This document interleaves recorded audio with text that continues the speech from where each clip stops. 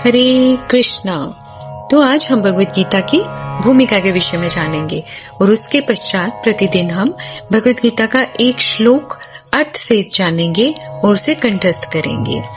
तो भगवत गीता में क्या कहते हैं? चौथे अध्याय में भगवान कहते हैं, इमं विवस्वते योगं प्रोक्तवाहनम् अव्ययम् विवस्वान् मन्वे प्राह मुनिर्इक्ष्वाकवे अब्रवीत् एवं परंपरा प्राप्तिम् इमं राजर्षयो विदुः साकालेन महता योगो नष्टः परन्तप। तो यहाँ पर भगवान अर्जुन को क्या बता रहे कि भगवत गीता की ये जो योग पद्धति है ये सबसे पहले सूर्य देव को बताई गई थी। अर्थात भगवत गीता का ज्ञान सबसे पहले सूर्य देव को सुनाया गया और सूर्य देव ने इसी ज्ञान को मनु को बताया, मनु ने इसे इक्ष्वाकु को बताया। इस प्रकार से गुरु परंपरा द्वारा ये योग पद्धति से ये ज्ञान आगे बढ़ता रहा। लेकिन आगे जाके क्या हुआ? कालांतर में ये जो परंपरा थी ये छिन्न भिन्न हो गई, अर्थात ये भगवत गीता का ज्ञान लुप्त हो गया। इसीलिए भगवान को ये अर्जुन से फिर से बताना पड़ रहा है और वो कुरुक्षेत्र के युद्ध स्थल में दोबारा से अर्जुन को ये ज्ञान दे रहे हैं। तो यहाँ पे हमें क्या समझ में आता है कि हमें ये भगवत गीता का ज्ञान ऐसे ही नहीं लेना चाहिए, गुरु परंपरा द्वारा ही इसे समझना चाहिए। अर्थात जब हम गुरु परंपरा में ज्ञान को लेते हैं तो ही हम इसके यथारूप को ग्रहण कर पाते हैं। मलिन्मोचनम पुंसा जल स्नानम दिने दिने सकृत गीतामृत स्नानम संसारे मलिनाशनम। अर्थात यहाँ पे क्या कह रहे हैं? मनुष्य जल से स्नान करके अपने शरीर को स्वच्छ करता है, लेकिन यदि कोई भगवत गीता रूपी पवित्र गंगा जल से एक बार भी स्नान कर ले तो वह भवसागर की मलिनता से सदा सदा के लिए मुक्त हो सकता है। सर्वोपनिषदो गावो दोग्धा गोपाले नंदनः पार्थो वत्सः सुधीर्भोक्ता दुग्धम गीतामृतम महत्।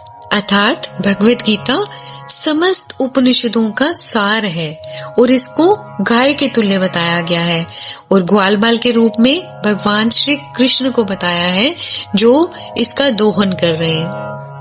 और अर्जुन यहाँ पे बछड़े के समान है और सभी विद्वान और शुद्ध भक्त जो भी हैं वो इस भगवत गीता के अमृत तुल्य दूध को पान कर रहे हैं। अर्थात इसका ज्ञान जो है अमृत तुल्य दूध के समान है, इसको ग्रहण कर रहे हैं। एकम शास्त्रम देवकी पुत्र गीतम एको देवो देवकी पुत्र एव एको मंत्रस्य तस्य नामानि यानि कर्मापेकम तस्य देवस्य सेवा। अर्थात एको देवो देवकी पुत्र एव, सारे विश्व के लिए एक ही ईश्वर हो और वो कौन? श्री कृष्ण। एको मंत्र से तस्य नामानि यानि, और एक ही मंत्रों एक ही प्रार्थना हो, उनके नाम का कीर्तन हो। हरे कृष्ण कृष्ण कृष्ण हरे हरे, हरे राम राम राम हरे हरे। कर्मापेकम तस्य देवस्य सेवाधार्थ, और केवल एक ही कार्य हो, भगवान की सेवा। यदि हम इस तरह से चलेंगे तो हम जल्दी से जल्दी मुक्त हो पाएंगे, भवसागर रूपी मलिनता से मुक्त हो पाएंगे।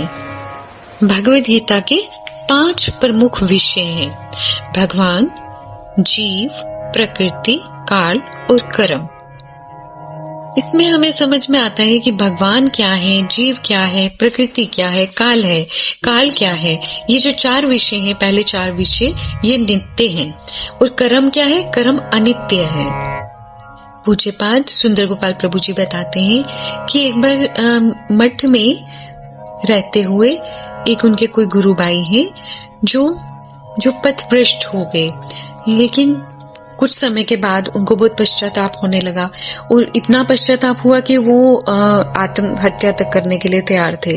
लेकिन अचानक से उन्होंने भगवत गीता को उठाया, रेंडमली उन्होंने उसको खोला तो उसमें जो श्लोक निकला वहां पे कर्म क्या है? कर्म अनित्य है। अर्थात इससे उनको बहुत ज्यादा शांति मिली। क्यों शांति मिली? कर्म अनित्य है। उन्हें लगा कि जो मैंने कर्म किया वो तो गलत था, लेकिन ये तो अनित्य है, ये तो सदा नहीं रहने वाला। तो उन्होंने कहा कि अब मुझे भक्ति अच्छे से करनी है, जो हो गया सो हो गया, मुझे अब भक्ति में अच्छे से लगना है। और वो दोबारा से मठ में आके ठीक से सेवाएं करने लग गए और अपनी भक्ति करने लग गए। तो सबसे पहले विषय क्या है? भगवान।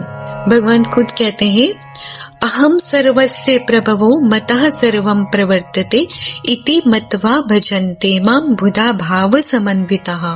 अर्थात भगवान क्या कहते हैं कि मैं समस्त आध्यात्मिक तथा भौतिक जगतों का कारण हूँ। प्रत्येक वस्तु मुझसे ही उद्भूत है। जो बुद्धिमान ये समझ जाते हैं वे मेरी प्रेमा भक्ति में लगे रहते हैं तथा हृदय से मेरी पूजा में तत्पर होते हैं। तो भगवान क्या बता रहे हैं यहाँ पे कि वो ही क्या है? समस्त कारणों के कारण भगवान स्वयं है। तो सबसे पहले भगवान को समझेंगे, उसके बाद जीव कौन है? तो जीव के विषय में कहा जाता है 15वें अध्याय के 7वें श्लोक में कहा जाता है, मामेवांशो जीव लोके जीव भूतः सनातनः मनः षष्ठानि इंद्रियाणि प्रकृति स्थानि कर्षति। अर्थात भगवान कहते हैं कि सभी जीव मेरे शाश्वत अंश हैं। बद्ध जीवन होने के कारण वे 6 इंद्रियों तथा मन से घोर संघर्ष कर रहे हैं। अर्थात जीव भगवान का अंश है, परंतु भगवान से विमुख होकर वो माया से गिरा हुआ है। उदाहरण से हम समझेंगे, जिस तरह से जब हम सूर्य की तरफ देखते हैं तो केवल हमें प्रकाश दिखाई देता है, हमें परछाई नहीं दिखाई देती। लेकिन जब हम पलटकर देखते हैं तो सूर्य नहीं दिखाई देता, केवल परछाई दिखाई देती है। उसी प्रकार भगवान से विमुख होके हमें माया पकड़ लेती है। जीव भगवान के विमुख हो तो वह बद्ध जीव कहलाता है और भगवान के सम्मुख हो तो वह मुक्त जीव कहलाता है। मनुष्य देह प्राप्त करके भगवान ने हमें एक चाबी पकड़ा दी है जो सीधे हम भगवत धाम तक हमें लेके जा सकती है। लेकिन ये हमारे हाथ में है कि हमने क्या करना है, क्योंकि भगवान ने जीव को बुद्धि दी है। अर्थात मनुष्य देह हमें जब प्राप्त हुई तो हमें साथ में बुद्धि दी है भगवान ने। हम चाहे तो हम भगवत धाम जा सकते हैं और हम चाहे तो इसी संसार में पड़े रह सकते हैं। के बाद आता है प्रकृति। प्रकृति क्या है? प्रकृति भगवान की अध्यक्षता में ही कार्य करती है। मया अध्यक्षेन प्रकृति सूयते सचराचरम। तो भगवान क्या कहते हैं कि ये जो प्रकृति है ये भी मेरी अध्यक्षता में ही कार्य करती है। और आगे प्रकृति की 2 शक्तियां कौन कौन सी है? काल और कर्म। जो लास्ट के 2 विषय हैं, काल और कर्म। और काल कर्म के अनुसार प्रभाव डालता है। उदाहरण, जब हम सुख में होते हैं तो हमें समय का पता ही नहीं चलता और दुख की घड़ियां इतनी लंबी हो जाती हैं। और कर्म की बात करें तो कर्म की तो गति कहते हैं गहनो कर्मणो गति, अर्थात कर्म की गति को कोई जान ही नहीं पाया है। कर्म हमारा पीछा कभी नहीं छोड़ता है। जिस प्रकार हजारों गायों में गाय का बछड़ा जाके अपनी माँ को पहचान लेता है, उसी प्रकार कर्म भी हमारे पीछे ही रहता है। हम कभी कर्म से भाग नहीं सकते। कर्मों की गति जो बारीकी है बहुत गहना है, उसको समझना बहुत कठिन है। उसके लिए हमें कर्म, अकर्म और विकर्म के बारे में जानना आवश्यक हो जाएगा हमारे लिए। तो आगे भगवद गीता की सीरीज में हम उसके बारे में भी जानेंगे कि किस प्रकार से कर्म करते हुए भी हम कर्म बंधन में नहीं फंसेंगे, किस तरह से कर्म करते हुए भी हम अकर्ता बनेंगे। तो ये सब भगवद गीता में हमें आगे समझ में आएगा। भगवद गीता भीष्म पर्व में आती है, महाभारत के भीष्म पर्व में आती है। गीता सुगीता कर्तव्य किमन्य शास्त्र विस्तरे या स्वयं पद्मनाभस्य मुख पद्मा द्विनिसितः। गीता गंगा च गायत्री गोविंदे हृदय स्थिते चतुर्गकार संयुक्त तो पुनर्जन्म न विद्यते। अर्थात जिसने अपने हृदय में 4 ग धारण कर लिए, अर्थात 4 ग कौन से हुए? गीता, गंगा, गायत्री और गोविंद। इनको धारण कर लिया, उसे पुनर्जन्म नहीं लेना पड़ता। 3 ग कौन से हुए? गीता, गंगा, गायत्री। जिसने ये 3 भी धारण कर लिए ना, तो ये तीनों मिलके हमें चौथे ग से मिलाएंगे, अर्थात गोविंद से मिलाएंगे। तो हमें क्या करना है? कैसे भी करके इन 4 गौ को धारण करना है, तो हमें पुनर्जन्म नहीं लेना पड़ेगा। भगवद गीता हमारे जीवन का मैनुअल बुक है। जिस प्रकार हम कोई इलेक्ट्रॉनिक आइटम लेते हैं तो उसके साथ मैनुअल बुक हमें दी जाती है जिसमें डूज और डोंट्स लिखे रहते हैं, ठीक उसी तरह से भगवद गीता हमारे जीवन का मैनुअल है। इसके माध्यम से ही हमें समझ में आता है कि हमें क्या करना है और क्या नहीं करना है। हमारे बहुत से ऐसे प्रश्न होते हैं, बहुत सी ऐसी हमारे जीवन में समस्याएं होती हैं जिनको हम सॉल्यूशन खुद नहीं ढूंढ पाते हैं। तो गीता के माध्यम से, गीता के श्लोकों के माध्यम से हमें उनका समाधान मिल जाता है। तो इसीलिए कहा जाता है कि भगवद गीता हमारे जीवन का मैनुअल बुक है।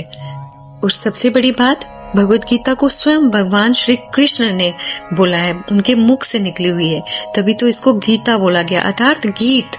हम साधारण लोग हम जब बात करते हैं तो उसको वार्तालाप कहा जाता है, लेकिन जो भगवान के मुख से निकला है वो गीत है, अर्थात सामान्य वार्ता भी अगर भगवान करेंगे तो वो गीत बन जाएगी।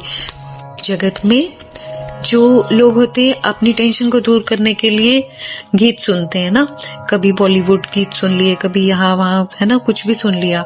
लेकिन ये जो भगवद गीता, ये ऐसा गीत है जो भगवान के मुख से निकला हुआ है, जो हमेशा हमेशा नित्य नवीन है। भगवद गीता ऐसा गीत है जो नित्य नवीन लगता है। जितनी बार भी हम इसको पढ़ते हैं ना तो हमें कुछ नया सीखने को मिलता है। हमें लगता है कि ये तो हमने पहले पढ़ा ही नहीं, इतनी शिक्षाएं हैं इसमें, हम उसको धारण ही नहीं कर पाते एक बार में।